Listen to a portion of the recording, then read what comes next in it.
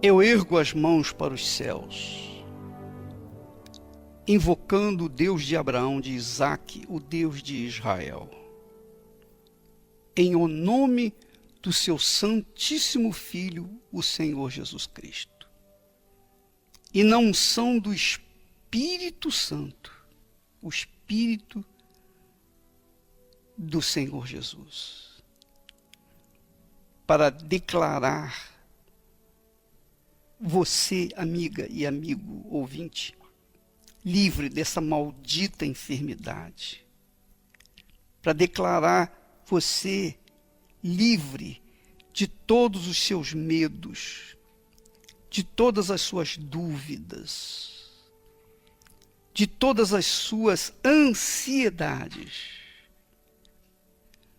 para que você seja livre, para que você tenha as suas mãos livres para tomar posse daquilo que Deus tem prometido na sua palavra. Para que os seus pés sejam livres e ligeiros como a corça. Para que o seu intelecto seja instrumento vivo do Espírito Santo, para que você tome posse, sobretudo, da vida eterna. Seja livre, minha amiga e meu amigo ouvinte, especialmente você que se encontra atrás das grades. Você que se encontra num hospital, numa clínica, amarrado, preso a um leito de dor.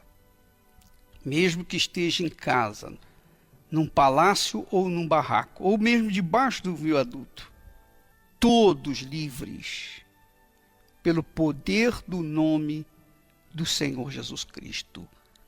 E os que creem recebem. Os que creem são livres agora, em nome do Senhor Jesus. E digam amém. E graças a Deus.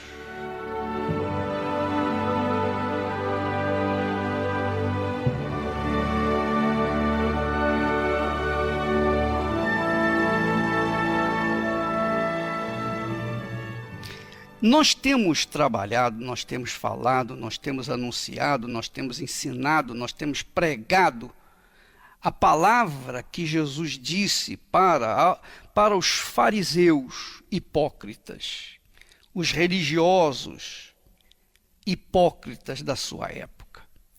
Jesus disse para eles: qual é maior, a oferta ou o altar que santifica a oferta? Os fariseus eram hipócritas porque eles cuidavam do altar, eles varriam o altar, tiravam a poeira do altar, para que o altar estivesse limpo, para receber o ouro ou as ofertas dos ofertantes. Então o objetivo deles era a oferta. Eles não cuidavam do altar como símbolo, como representação, como tipo do próprio Deus, como realmente o altar é.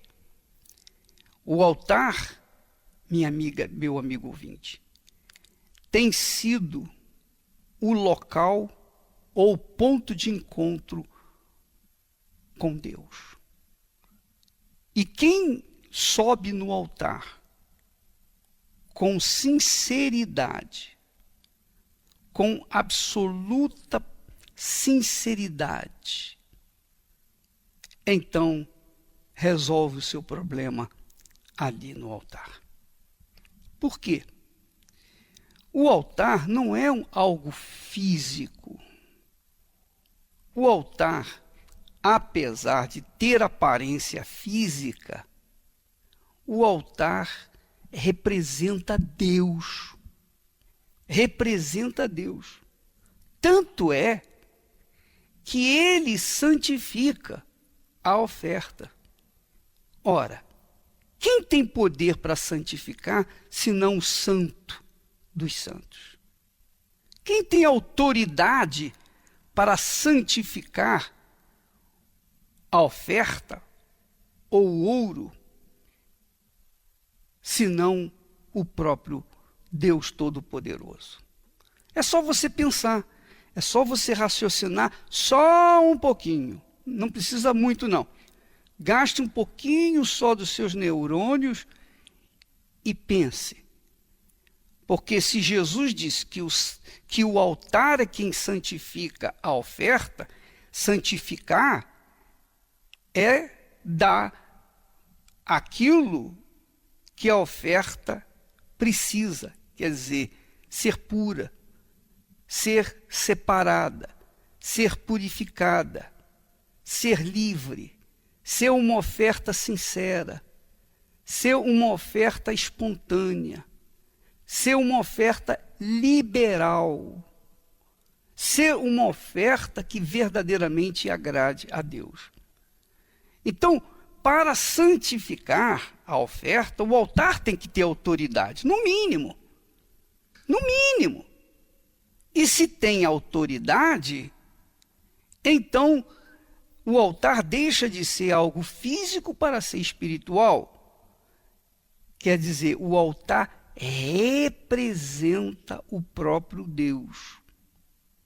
E veja, minha amiga e meu amigo, ao longo da história da fé, você verifica que todos os servos de Deus, os que eram justos, sempre edificavam um altar logo após ter tido uma experiência com Deus. Por exemplo, Noé, quando saiu da arca, a primeira coisa que ele fez foi edificar um altar e oferecer sacrifícios para Deus. Depois nós vimos que Abraão edificou um altar na terra prometida para Deus. E depois veio Isaac, fez a mesma coisa, e Jacó fez a mesma coisa, e Davi queria construir um templo que pudesse abrigar o altar. Quando se constrói um templo, quando nós construímos uma igreja, é para proteger o altar, que é a parte mais importante de uma igreja. Claro, quando a igreja não tem nada a ver com o Senhor Jesus Cristo, então o altar daquela igreja não tem nenhum valor. É um altar apenas físico. Mas quando o altar é consagrado para se levar às pessoas o Evangelho, as boas novas do Evangelho, para se levar às pessoas o conhecimento do Deus vivo, para se levar as pessoas a um comprometimento, a um compromisso, a um pacto, a uma aliança com o Deus de Abraão, de Isaac e de Israel, então aquele altar é santificado e representa Deus para a salvação daqueles que ali chegarem. O altar, minha amiga e meu amigo ouvinte, é o pronto socorro para os acidentados espirituais, para os enfermos, para os necessitados, para os oprimidos, para os pobres, para os rejeitados, para os reclusos, os que estão presos. O altar é para solução de todo e qualquer problema, porque o altar tem poder. Quando o altar santifica, é porque ele tem poder. Jesus é quem fala isso, não sou eu, não. Eu não estou inventando, não. Você pode ler isso lá em Mateus, capítulo 23 e versículo 19. Jesus disse: insensatos e cegos para os fariseus hipócritas. Insensatos e cegos. Qual é maior? A oferta ou o altar que santifica a oferta? Em outras palavras, Jesus estava falando para eles o seguinte: vocês estão preocupados com a oferta. Vocês têm os seus olhos nas ofertas. Mas quem é maior? A oferta ou o altar que santifica a oferta? Quer dizer, vocês se preocupam com a oferta e deixam de lado aquele que abençoa, aquele que santifica, aquele que dá razão à oferta, que dá valor à oferta, que recebe a oferta, ou não, porque às vezes Deus não recebe a oferta. Então, quando Jesus estava falando isso, ele estava definindo a autoridade, o poder que o altar tem em relação à oferta que ali se deposita. Quer dizer, o altar tem a autoridade para libertar, para curar, para fazer o milagre que for necessário. Há pessoas que estão sendo abençoadas, curadas, e ainda não subiram no altar. Há pessoas que ainda nem participaram da fogueira santa lá do Val de Jaboque e já estão conquistando os seus milagres.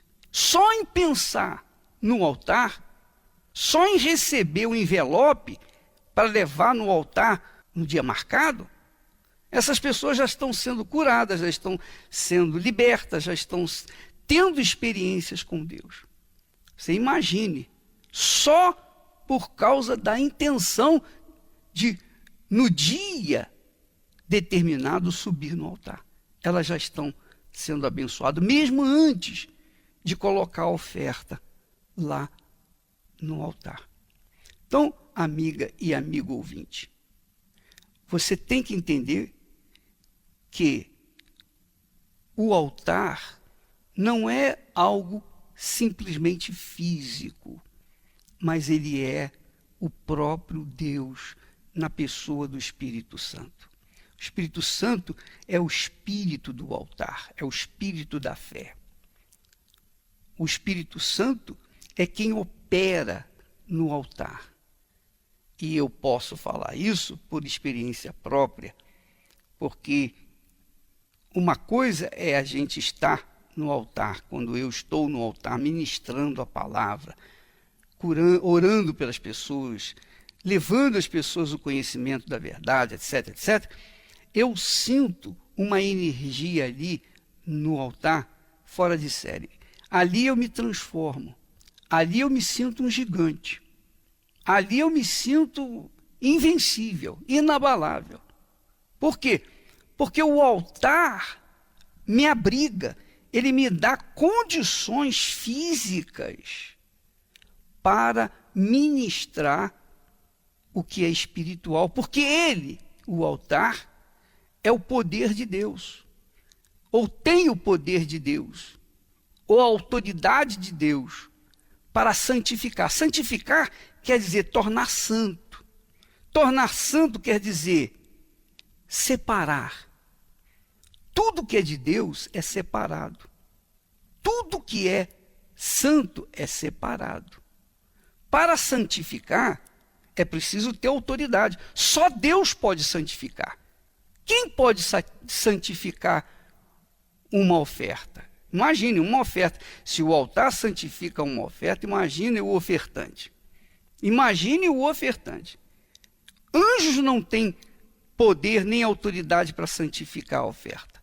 Anjos não têm poder nem autoridade para fazer qualquer coisa que o altar tem, no caso de autoridade.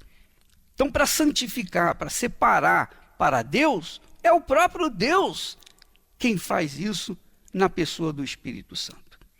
Então, quando uma pessoa sobe no altar e faz o seu sacrifício, Deus exige o sacrifício simplesmente porque no altar ele está sacrificando. Imagine Deus vir sobre um local físico onde as pessoas vêm trazendo seus problemas, suas necessidades, suas culpas, seus dilemas, seus pecados.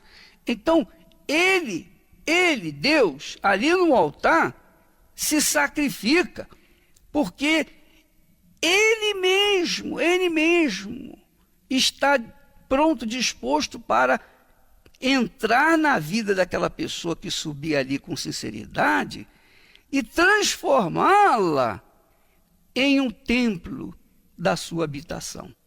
Não é isso que está escrito? Que nós somos o templo do Espírito Santo? Quem que é templo do Espírito Santo? Quem pode ser templo do Espírito Santo? Só quem foi santificada ou santificado.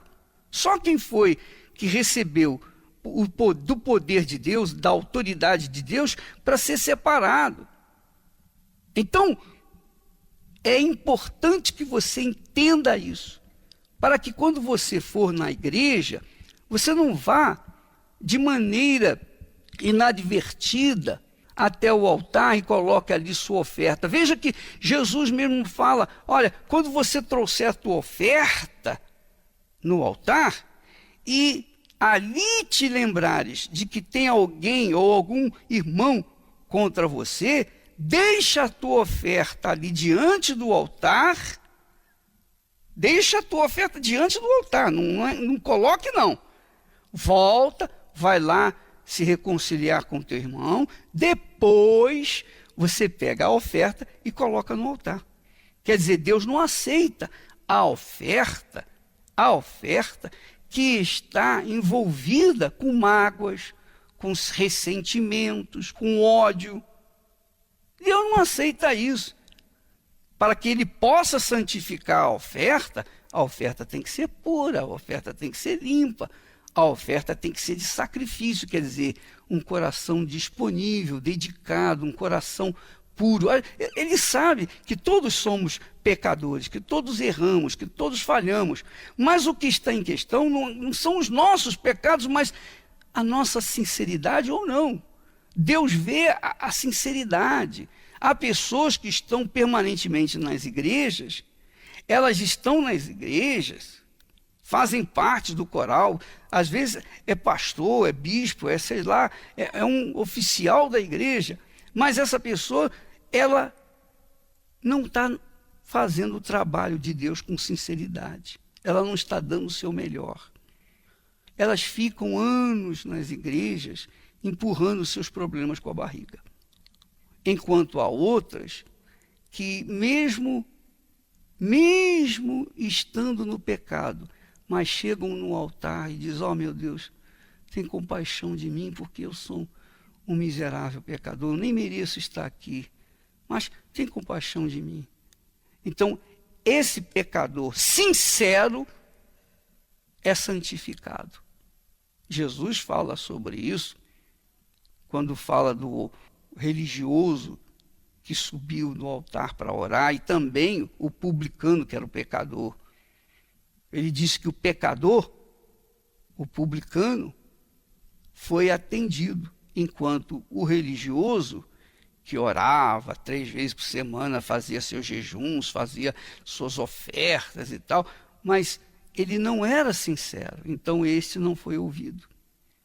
Então, amiga e amigo ouvinte, o que vale para Deus, na realidade, é a sinceridade. Pessoa sincera, a pessoa verdadeira, pessoa que assume o que é, oh meu Deus, eu não mereço, eu sei que, olha, eu sou errado, mas eu não quero ser assim.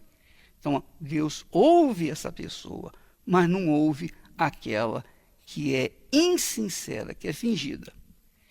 Então, o altar tem autoridade para santificar a oferta sincera, o coração sincero.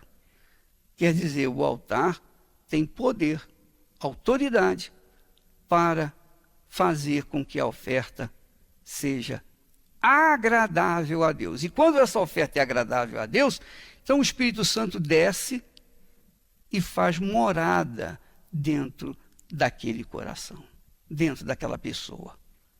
E aí ela se torna templo do Espírito Santo. Ela se torna altar vivo de Deus, altar ambulante de Deus. Onde quer que ela for, ela será um altar de Deus, seja na sua casa, no seu trabalho, na rua, na igreja, onde quer que ela estiver, ela torna-se um altar de Deus, habitação do Deus vivo, para iluminar aqueles que estão na escuridão deste mundo. Graças a Deus.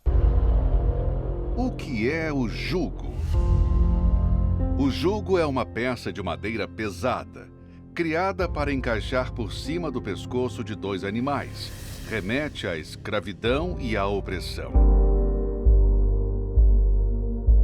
E muitos estão carregando em seus ombros um peso e uma grande carga de problemas. A depressão, a miséria, a solidão, os vícios e tantos outros problemas têm sido reflexo de cargas acumuladas. A carga de uma família dividida, a carga de um trabalho mesquinho, a carga nos relacionamentos. E com isso, muitos estão cansados e desanimados. Se você vive assim, veja o que diz a profecia. E acontecerá naquele dia que a sua carga será tirada do teu ombro e o seu jugo do teu pescoço.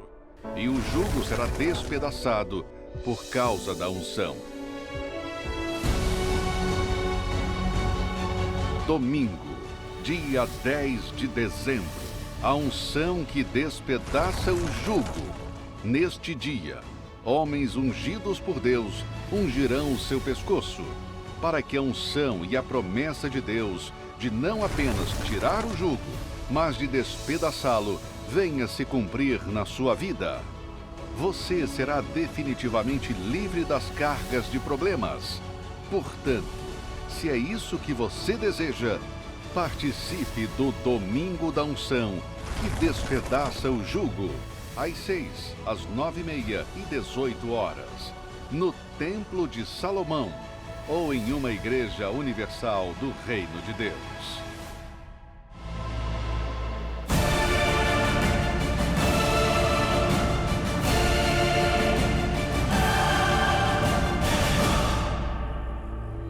Meu nome é José João. Meu nome é Maria José. E devido ao inferno que eu vivia, eu tentei me matar. Quando eu conheci o meu esposo, eu sonhei em ter um lar feliz, não é, como toda mulher, mas não foi o que aconteceu. Desde o início do nosso convívio, eu comecei a viver um pesadelo na minha vida. Nós fomos morar junto e ele continuou a viver aquela vida, ou seja, sem compromisso, né? Ele vivia nas noitadas, todos os finais de semana ele era com mulher. Ele saía às vezes quinta-feira, aparecia segunda-feira, já depois de sair do trabalho. Eu era um funcionário público e ganhava bem, mas eu desprezava a minha família. Eu gastava o dinheiro quase que todo com noitadas, com as bebidas, com a prostituição. Eu desenvolvi uma insônia. Comecei a tomar, fui ao neuro, falei que eu não conseguia dormir, eu via amanhecer, anoitecer. Aparentemente, para os colegas, era um bom homem, uma boa pessoa, né? Mas para a minha própria família, eu era um péssimo pai, um péssimo marido.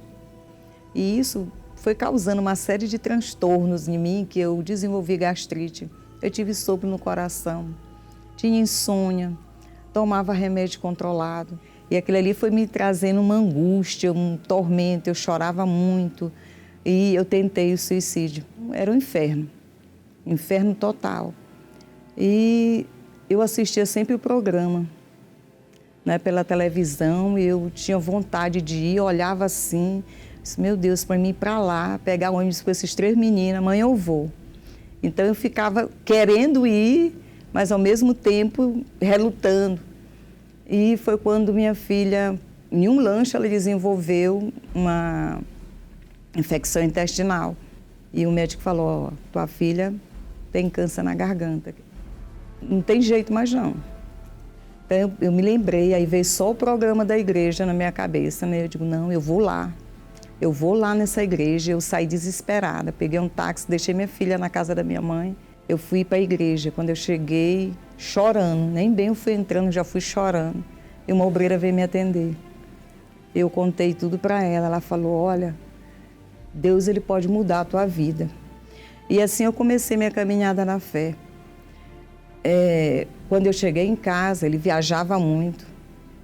E eu cheguei, falei para minha mãe disse, aí o carro vem buscar a ambulância. Eu falei, não, mamãe, o Senhor Jesus já curou minha filha. Aí eu peguei uma água que eles estavam dando, água consagrada, e eu lutei com algodão, era conta-gota, eu colocava os pingos.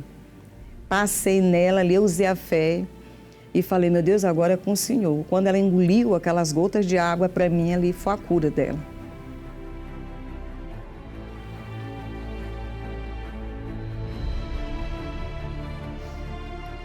A cura da minha filha fez eu ver que Deus pode tudo. O médico chegar e dizer, ó, vai morrer. Eu vi Deus ressuscitando ela.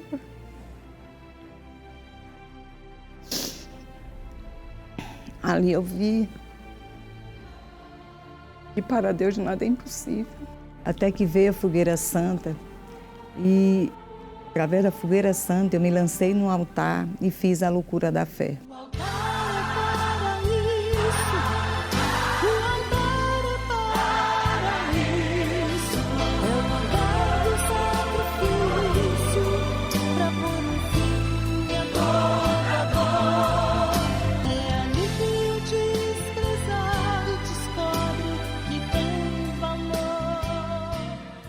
Fiz um propósito da fogueira santa por ele e eu disse, meu Deus, é tudo ou tudo, ou se eu converto, então leva ele, mas também aceitar perder para o mundo eu não aceito. E para a honra e glória do Senhor Jesus, num domingo de carnaval, que eu não via nem ele sumia, só aparecia no final, ele foi à igreja, né, se entregou para o Senhor Jesus, se batizou, e Deus restaurou meu casamento. Quando eu entreguei a minha vida no altar, e o Espírito da fé entrou em mim, mudou a minha vida, a minha forma de pensar, o querer ter uma família, tudo nasceu dentro de mim, ter uma mulher do meu lado. E aquilo o Senhor Jesus Cristo foi fazendo de forma que quando eu percebi, eu já estava mudado. Hoje o seu João é o homem que eu pedi a Deus, né? É um pai assim.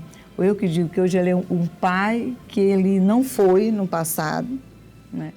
O pai de se emocionar em ver um neto se formando, é o pai de se emocionar no momento que a gente canta parabéns para um filho, né? É o marido que eu que digo assim, que aonde a gente está, a gente se liga, e aí, já vai vir almoçar?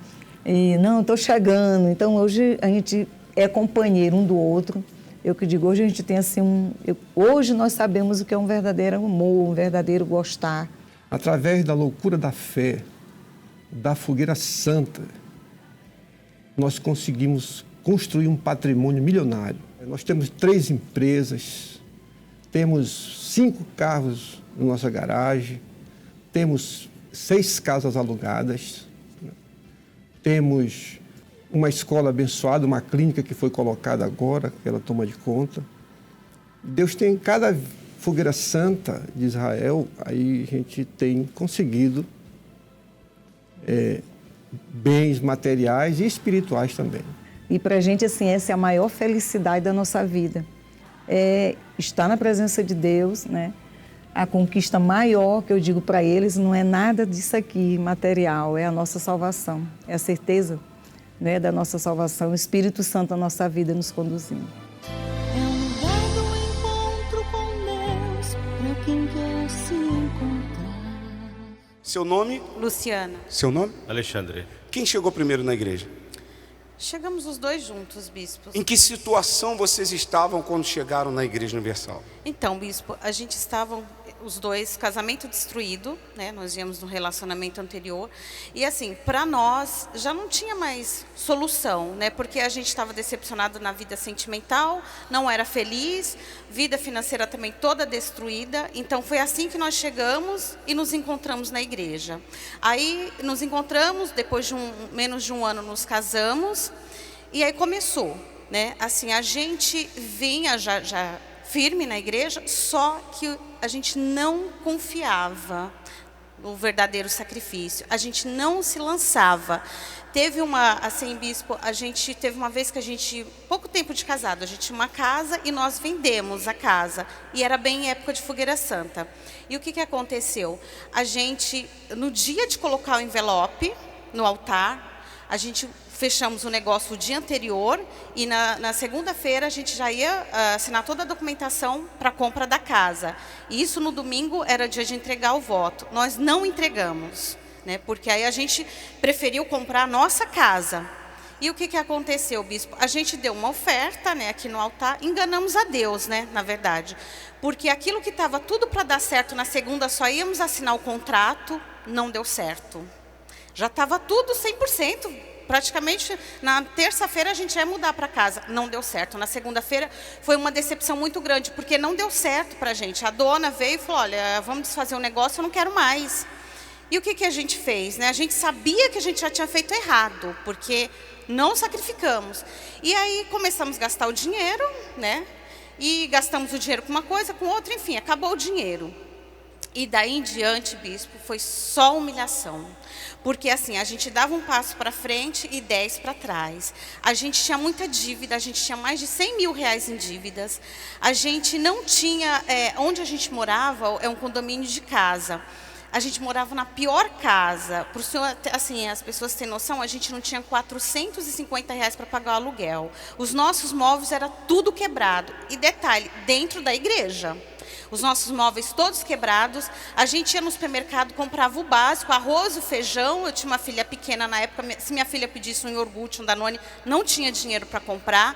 Onde a gente ia, tinha pessoas nos cobrando, era por telefone, era de manhã, de tarde, à noite, na rua, onde a gente ia. Então a nossa vida virou um verdadeiro inferno. Dentro da igreja? Dentro da igreja, bispo. E assim, vinha a fogueira santa, a gente até participava, mas enganava a Deus. Eu lembro que teve uma fogueira santa que eu dei até um valor em cheque. O que eu fiz? Chegou o dia de cumprir a campanha, eu fui lá e sustei. Liguei no banco, pedi para o meu gerente sustar o cheque. Por quê? Porque eu falei, Deus vai entender, né? Eu não tenho condição, também não fiz por onde cumprir o valor, né? Porque eu tinha o quê, bispo? Como a gente já tinha um tempo na igreja, vamos dizer assim, para mim já não acontecia mais. Eu não cria mais no poder de Deus como no início, quando eu cheguei. Então, por que eu ia fazer sacrifício?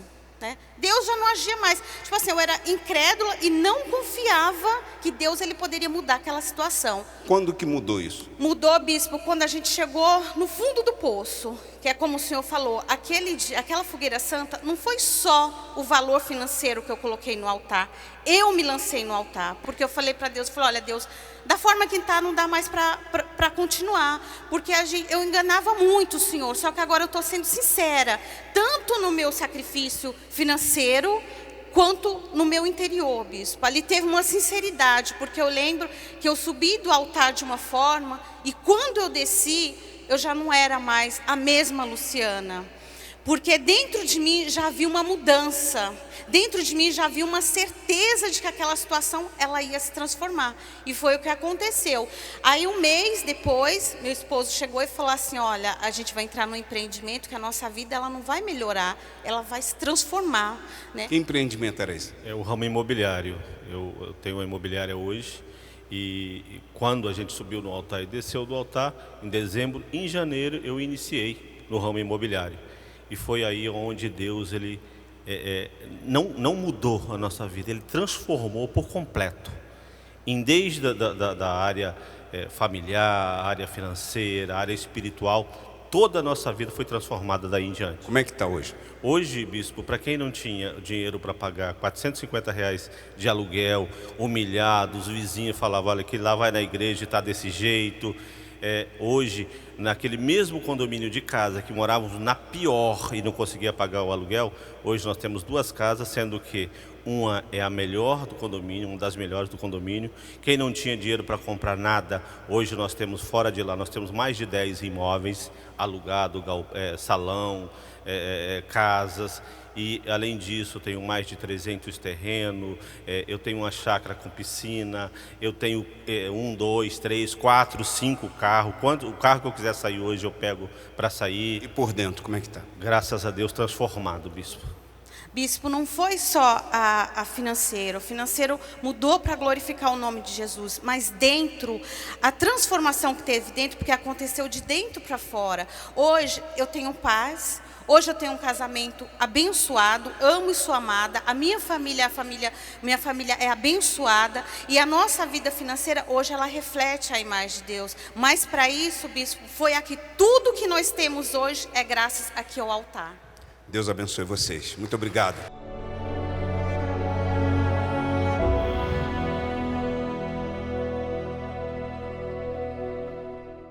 Meu nome é Daniele.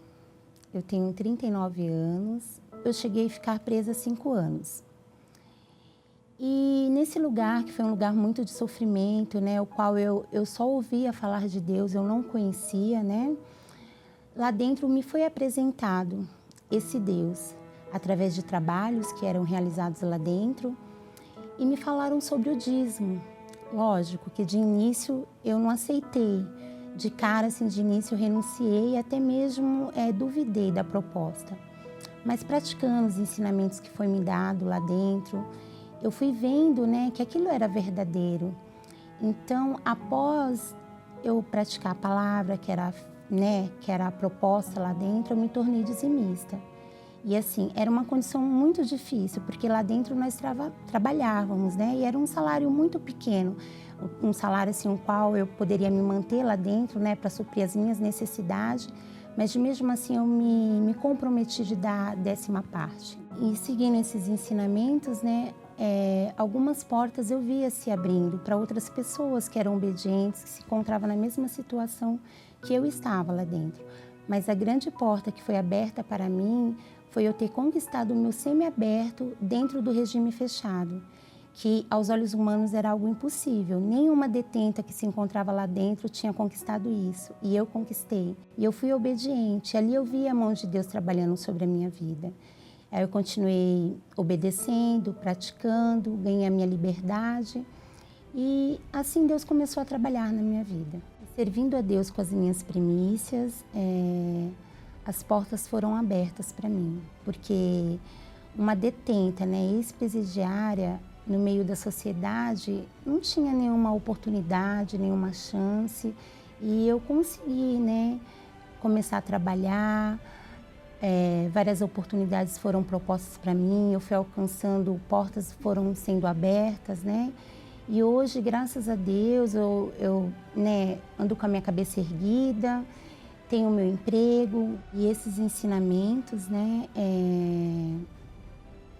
me fez ser uma pessoa mais disciplinada, me aproximou mais de Deus e eu fui batizada com o Espírito Santo. E aquela Daniele que era nervosa, que era arrogante, que as coisas tinham que ser do jeito dela, aquilo tudo mudou.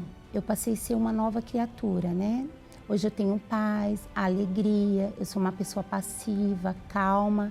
Então, através desse ensinamento que começou através do dízimo, logo em seguida veio o batismo com o Espírito Santo. E graças a Deus hoje eu sou uma nova criatura.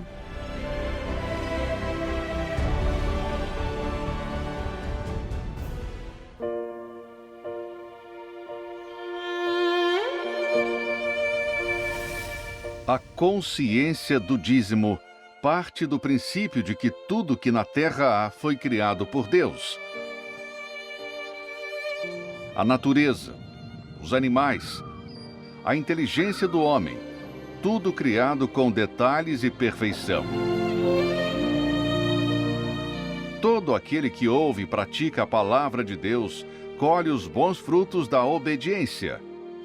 E os ensinamentos com respeito às primícias, o dízimo, vão muito além de conquistas materiais e financeiras. devolver as primícias nos ensina a ter relacionamento com Deus. Ser fiel nos dízimos ensina a ter santidade, reverência e temor para com o Criador. E o principal, ter comunhão com o Espírito Santo.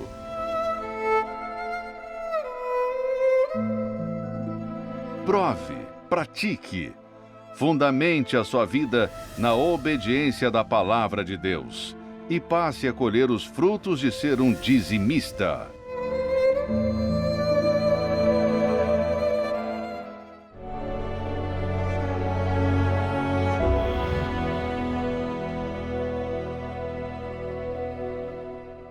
Meu nome é Fernando.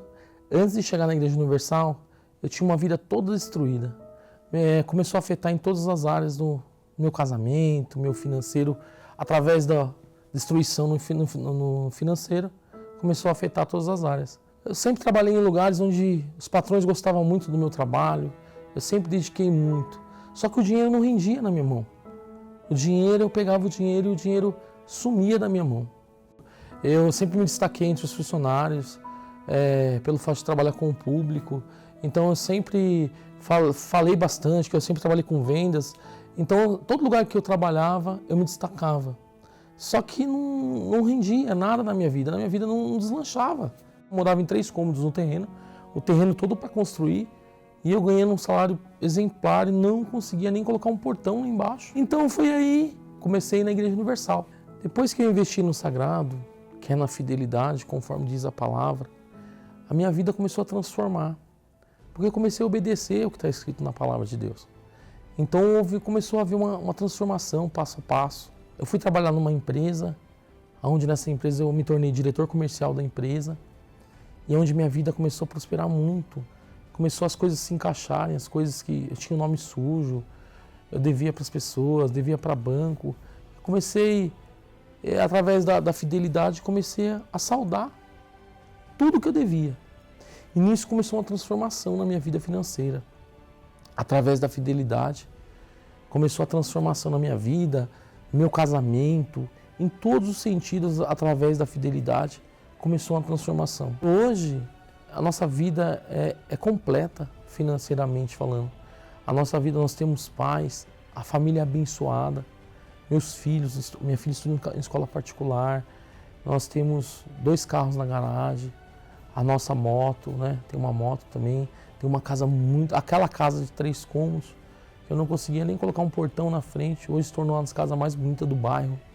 E nossa vida financeira foi transformada após investir no sagrado.